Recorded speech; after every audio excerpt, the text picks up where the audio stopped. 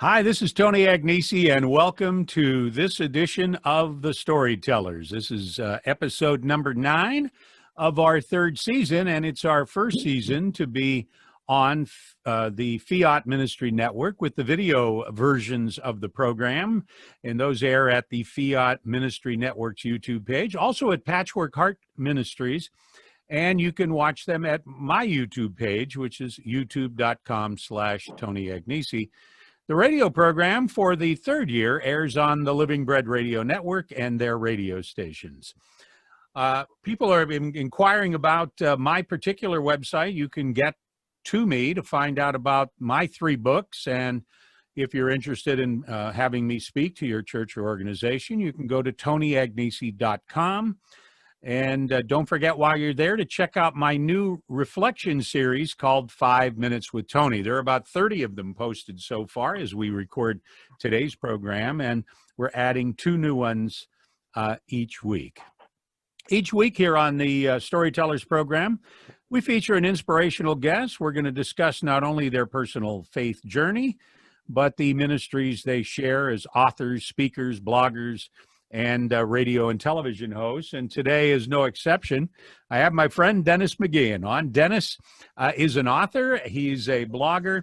He's a catechist. He's a lector, husband and father of 9, and has been published in Catholic magazines, is a member of the Catholic Writers Guild. And he blogs at warriorworlddad.com. And Dennis, it's always great to see you. Hi, Tony. It's good to see you. You know, it's been a couple of years since we had our last Catholic Writers Guild convention, where we got a chance to spend a lot of time together. Yeah, I enjoyed our meals together at the bar or in the dining room. You bet. You bet. Well, I wanted to start out for those people who don't know you and are listening, a little bit about your faith journey, because you've had a remarkable faith journey, you and your wife, with 9 kids, 4 of which were special needs. Give us a little bit about your journey in your faith. Okay, I'm a cradle Catholic. My mother sent me to Catholic school for 8 years, Catholic elementary school. My home life, back then we called them broken homes. My father was alcoholic, and that made things rough. And not to get into the gory details, but when I was 5 years old, I made myself a promise, and I can remember this as clearly as if it happened 5 minutes ago, that if I ever got married, I was going to be the best husband and best father I could be to my family. Well, if you fast forward from 5 years old to about 22, I'm at college, and I get invited to go attend the Sunday evening mass by a friend that I just met the week before. And I had no intention of going to church, because at that point I had stopped going to church pretty much and just going through life. And he said, come on, he literally kicked, I was laying on a park bench and he kicked my feet, literally, woke me up. He said, come on, you're going to mass with me. And a thought that came through my head was, might be a good place to meet girls. So I went, and guess what? I met somebody. After Mass, that was the first Mass of the term, and the priest invited us to the conference room for a planning meeting for the Newman Society, and I went, and this girl went, and we started talking. We both ended up joining the choir together, and eventually she became my wife. Now, her situation was that she went to Mass every Sunday, never stopped going to Mass from the time she was baptized with her parents. So she was a real good influence on me. Mm-hmm. And we actually broke up for 2 or 3 years, but I kept going to Mass, and we got back together again, and we got married when I was 27. And all of a sudden I realized how does one be the best husband and father somebody can be? I ain't got a clue. I'm totally clueless. I told myself I'll do everything opposite of what I experienced with my father. I thought that was a good start. But then I thought, maybe I'll find out about St. Joseph. Mhm. And that's when I started reading about St. Joseph, so I could hopefully be a good husband and good father, because I can't think of any better model for a man. You know, it's St. Joseph. interesting, Dennis, you mentioned that. You said a couple of things that just really struck a chord with me. And the first is that pledge you made to yourself at age 5 that you were going to be the best husband and father you could be. And we know from all of the statistics on fatherhood that most guys go in one of two directions. Either they follow right along in the same way as their fathers did, or they make that pledge. And it's interesting. We now have about 400,000 kids without a father. 40% of the kids are growing up without a father in their figure in their house. Among African American families, it's closer to 80%. And we really have a fatherhood dilemma in our country. And it's interesting that you say if you want to learn to be a father and you didn't have much instruction growing up, St. Joseph's a great place to start. And so that started you on this journey. Your book, The Diaries of Joseph and Mary. One of the things about St. Joseph, most people don't know very much about him, other than of the few things that we learn from the Bible. Yeah, that's absolutely right. Well, what happened there was, shortly after Sue and I, my wife's name is Suzanne, and shortly after we got married, we were at a local Catholic bookstore. And I'm just walking around, and I find this book. It's called The Life and Glories of St. Joseph. And it's about 2 inches thick.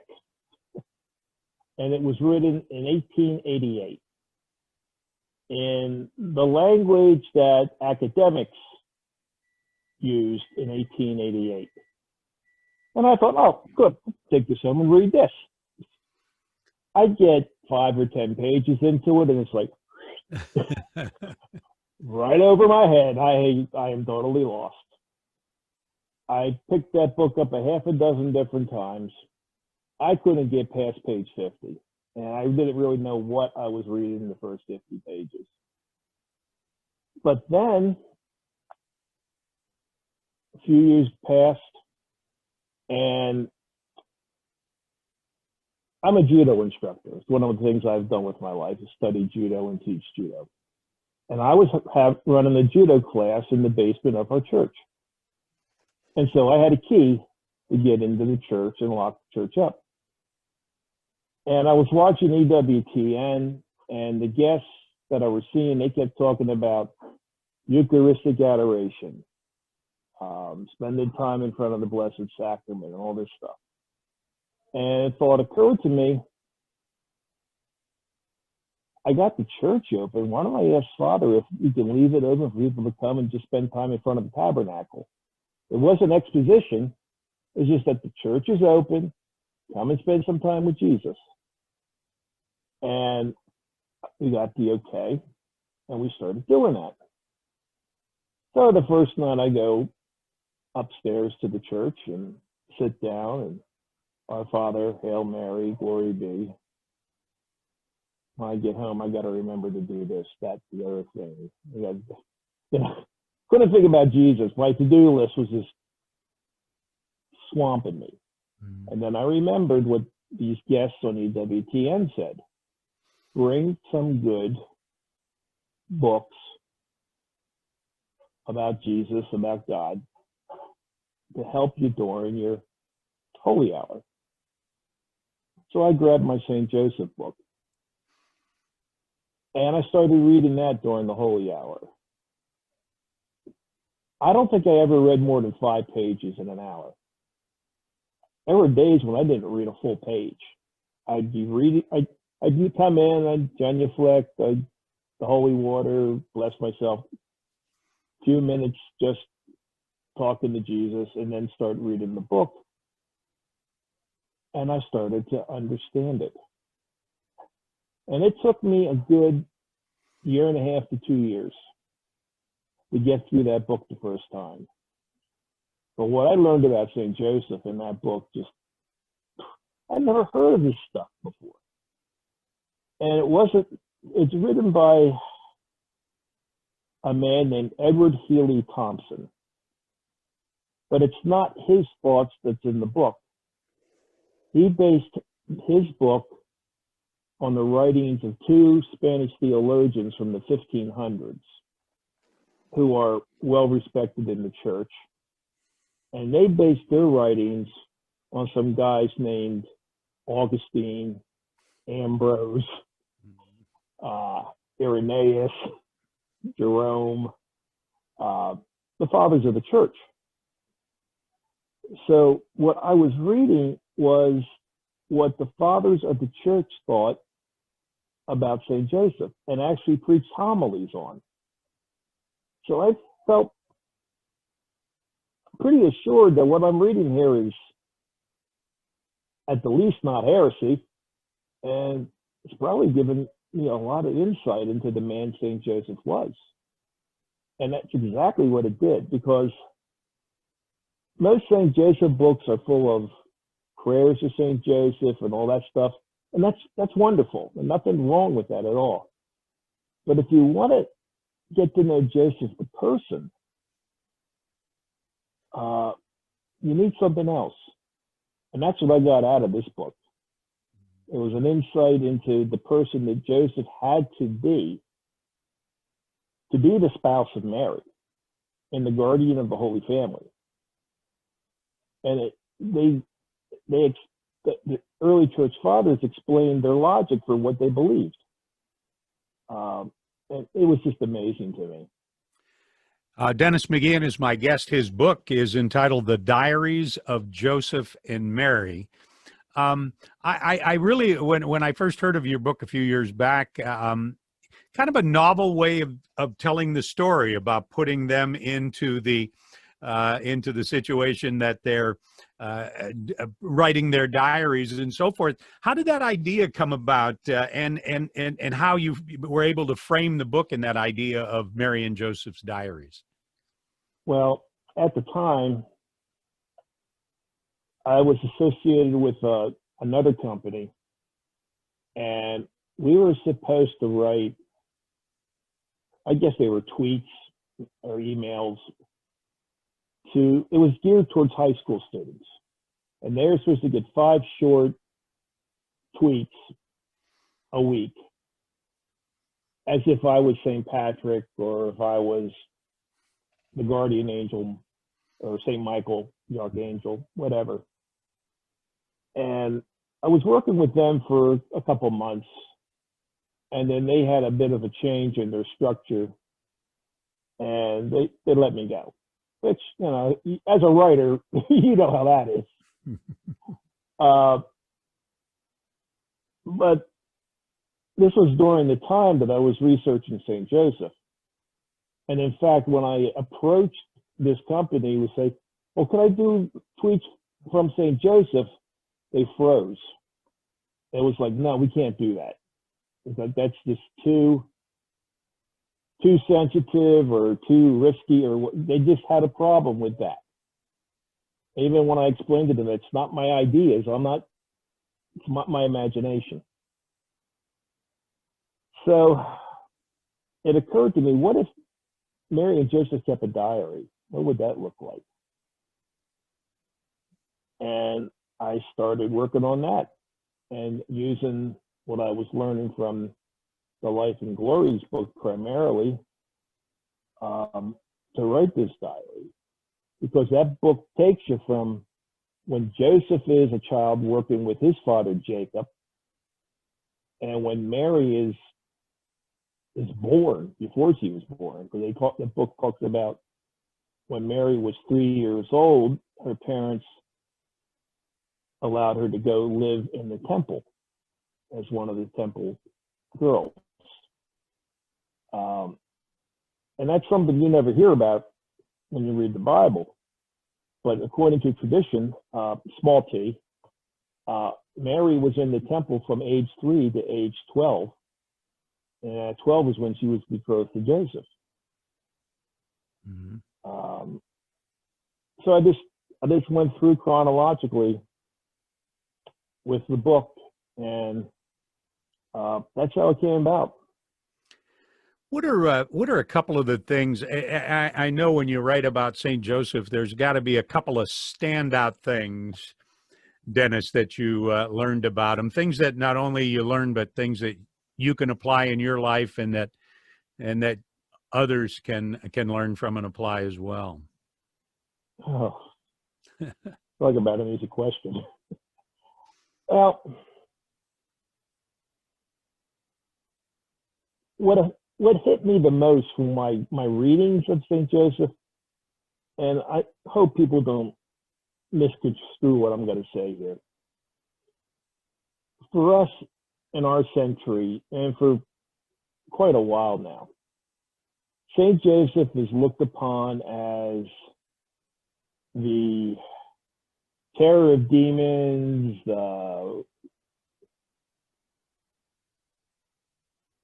he's got all these titles and all these, he's a saint, it's all spiritual, more spiritual looking at him.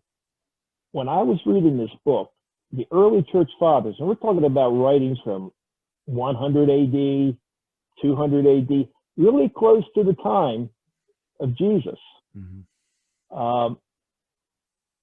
You got more of a impression of Joseph, the human being, the man.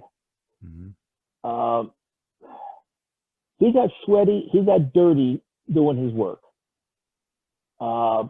He ached, he felt pain at times from doing his work.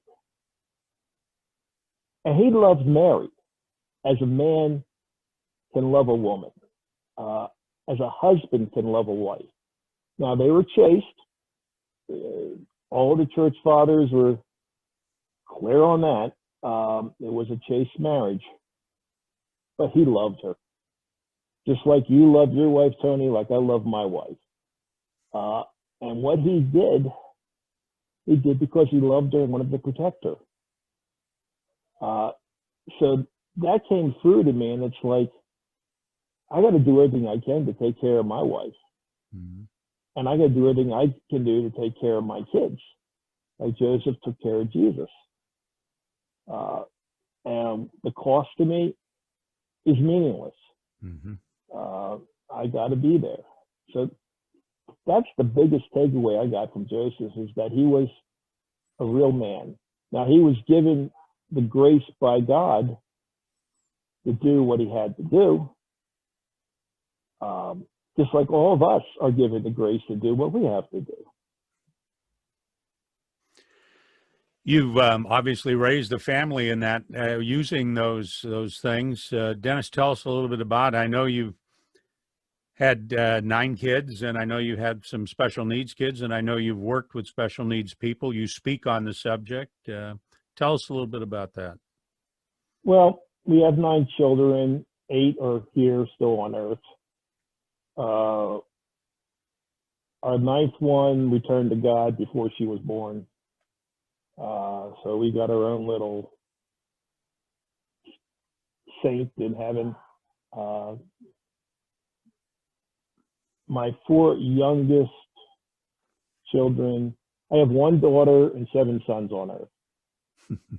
And my 4 youngest sons, the daughter's the oldest, by the way.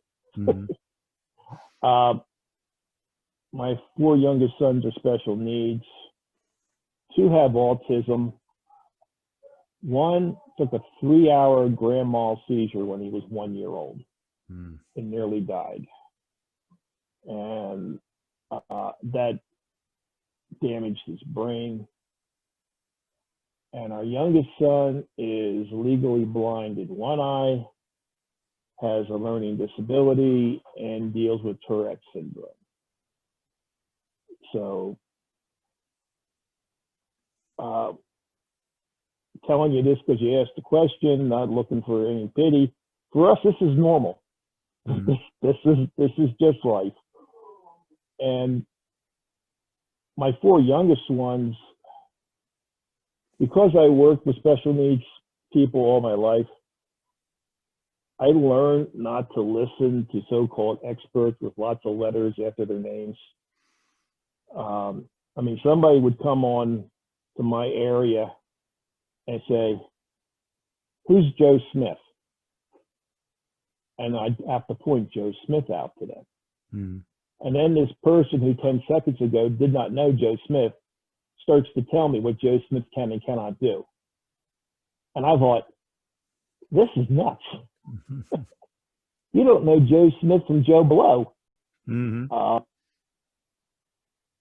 So me and my wife, we just raised all our children pretty much the same. Mm-hmm. And my 4 youngest ones have far exceeded what the so-called experts could ever do.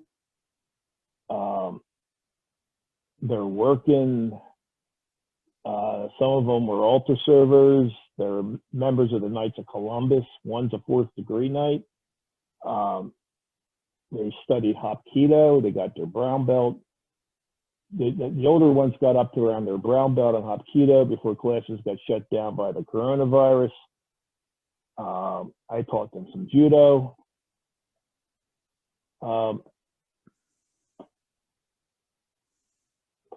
I'm just very grateful to God. Mm. They've made me a better person, and my other children are just wonderful. You can tell that just by the way you talk of them. Your kids are all grown up now. You have all adult children now. The youngest is 22. Let's see. Now the 4 special needs, they live with me and mom, and our oldest son also lives with us, and he helps me out and his mother out, and helps his brothers out as needed. My daughter is married and she has 2 kids of her own. My other son, one of my other sons is married, and my other son is he moved out to just move out, be on his own. Mm-hmm. But we see him. He comes over to the house and we talk and such. But he just wanted to be on his own. Why don't you share with us some thoughts on on holy parenting and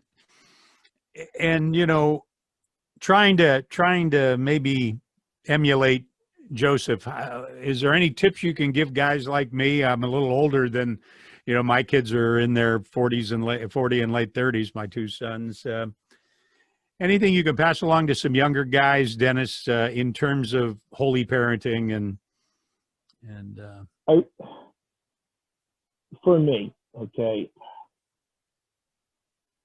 with my children, I know how I respond when somebody tells me I have to do this. Tell me I have to say a rosary, and I might stay there and say a rosary, but chances are I'm not going to, or I'm going to make it miserable for you. That's just how I was when I was a kid and a teen, and even a young adult. I didn't like being bossed around by anybody.